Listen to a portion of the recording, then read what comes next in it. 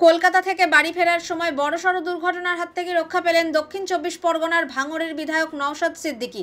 শুক্রবার রাত 10:30 নাগাদ হাওড়ার ডোমজুড়ের অঙ্কুরহাটি চেকপোস্টের কাছে তার গাড়ি দাঁড়িয়েছিল। সেই সময় একটি ট্রাক এসে তার গাড়িতে ধাক্কা মারে। তবে এই দুর্ঘটনায় আহত হননি বিধায়ক নওশাদ। পুলিশ সূত্রে জানা গিয়েছে, কলকাতা থেকে বাড়ি ফিরছিলেন আইএসএফ বিধায়ক। মাঝে কিছুক্ষণের জন্য সিগন্যালে তার গাড়ি ডোমজুড়ের অঙ্কুরহাটি চেকপোস্টের কাছে দাঁড়িয়েছিল। তখনই বাদিক থেকে একটি ট্রাক এসে বিধায়কের গাড়িতে ধাক্কা মারে। স্থানীয় সূত্রে খবর, ধাক্কার তীব্রতা এতটাই বেশি ছিল যে গাড়ির সামনের দিকের একটি টায়ার ফেটে যায়।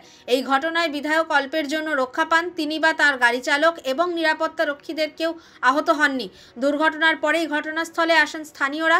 তারা ট্রাকটিকে আটকান। খবর পেয়ে ঘটনাস্থলে আসে ডোমজুড় থানার পুলিশও। দুর্ঘটনা প্রসঙ্গে নওশাদ বলেন, সিগন্যালে আমার গাড়ি দাঁড়িয়ে থাকার সময় একটি ট্রাক ধাক্কা মারে।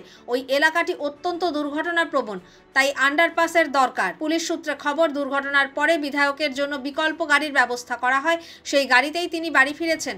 হাওড়া সিটি পুলিশের পক্ষ থেকে জানানো হয়েছে, ট্রাকটির চালককে আটক করা হয়েছে। বিধায়কের অনুগামীদের সন্দেহ, এই দুর্ঘটনা কোনো চক্রান্ত হতে পারে। তবে দুর্ঘটনার নেপথ্যে অন্য কোনো কারণ আছে কিনা সেই প্রসঙ্গে বিধায়ক নিজে কোনো মন্তব্য করেননি।